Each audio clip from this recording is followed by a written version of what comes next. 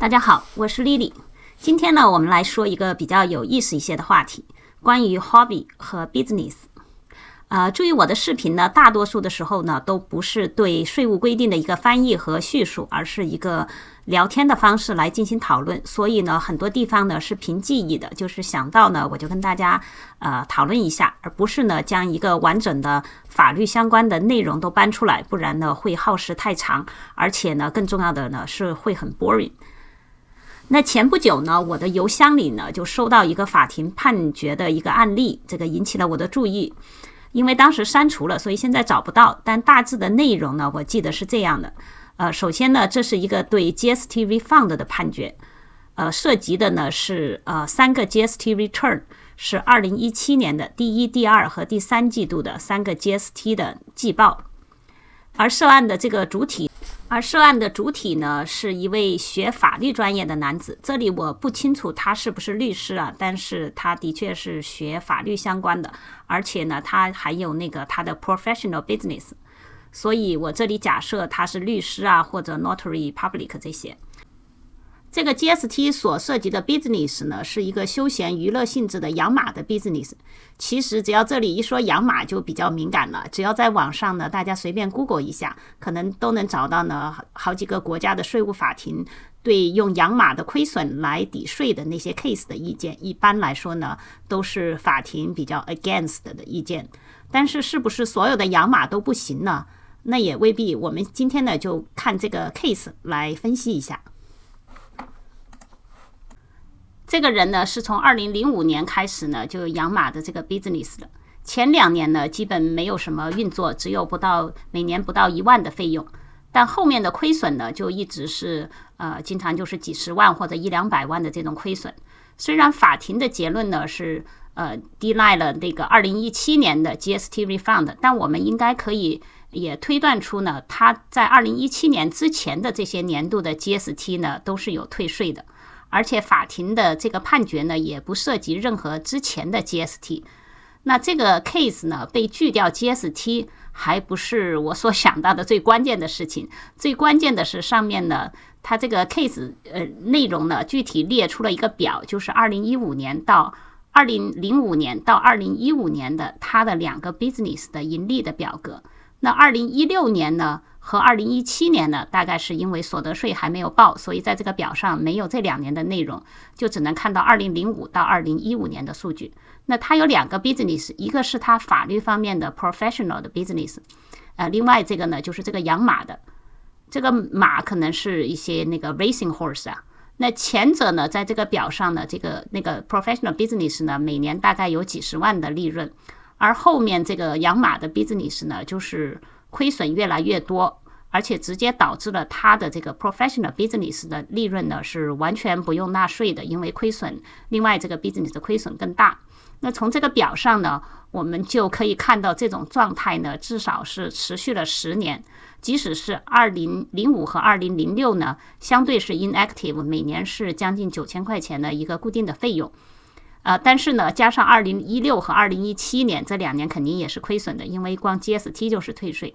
那么怎么样算呢？也都是有10年的，而且呢是直到2017年，法庭呢才拒绝了他的 GST 的退税。注意这里说的都还只是 GST 啊，所得税那一边呢，我们可以照此推理呢，也是一直在报 business loss 的。那法庭拒绝的理由是呢，这个 business 呢被认定为 hobby。也就是说，赚了钱呢还是要交税，但是亏损呢属于个人 recreation 的开支，不能用来抵税。而认定其为 hobby 呢，是因为没有 reasonable expectation of profits 这个概念在税法上税务上都要很注意啊，就是说要很熟悉。就是 REOP， 一般说到 REOP 呢，就是指 reasonable expectation of profits。那这个认定的过程在法庭上呢是很复杂的，有一系列的听证，但是呢主要就是就下面的这些标准来认定这个 REOP 的。这里呢我把它放在屏幕上，大家可以看一下，我就不重复了。这主要呢就是指你过去的盈利啊，还有你的背景 training 啊，你所付出的努力啊，怎么这个计算的一个风险的一个控制，是否有一个盈利的预期啊这些。这里的这个判决过程呢，并不是我想说的重点。重点是呢，这个认定呢，是否只是看过去的历史，并且呢，可能是长达10年的历史才能认定的呢？事实上 ，hobby 还是 business 的认定呢，是很难界定的。行为的界定只是一个方面，但更重要的是看是否盈利，而且呢，如果其中有一些年度盈利，但一直呢低于之前的亏损，这个认定的时间是不是会更长？比方说，10年、15年，甚至20年了。所以这个 case 呢，在我看来其实就是一个反面教材，似乎呢用一个 hobby 的亏损呢，仍然可以有效的帮助你10年不用交税。那事实上呢，利用 hobby 来抵税也是现实中被 abuse 的最多的操作之一。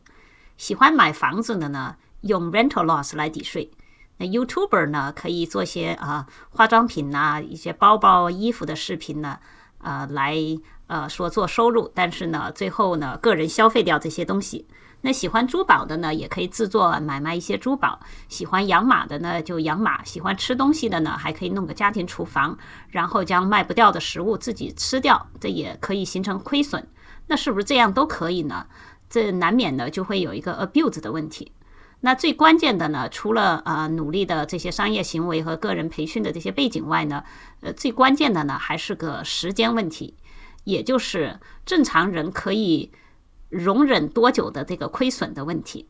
不然你很难找到一个黑白分明的界限。一个投资为目的的人会在10年那个范围内亏损越来越大的情况下，还更加乐此不疲的经营你的马场吗？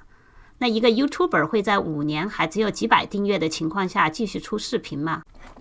所以这些呢，还是要自己把握的。那如何自己把握出一个平衡点呢？我觉得那还是要问自己，作为一个不相关的理性的第三方，你来看这个 business 看上去合理吗？如果看上去合理，我觉得那同理 CRA 找你的麻烦的可能性呢也就比较小。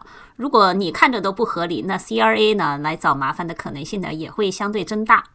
所以呢 hobby 还是 business， 有时候呢我们自己都分不清楚，因为任何人呢都是愿意做自己喜欢做的，而任何人呢也都是希望自己喜欢做的事情呢能够赚钱。所以呢最关键的呢还是你能容忍这个亏损有多久。那好的，今天我们就讨论到这里，欢迎大家订阅我的频道，谢谢观看。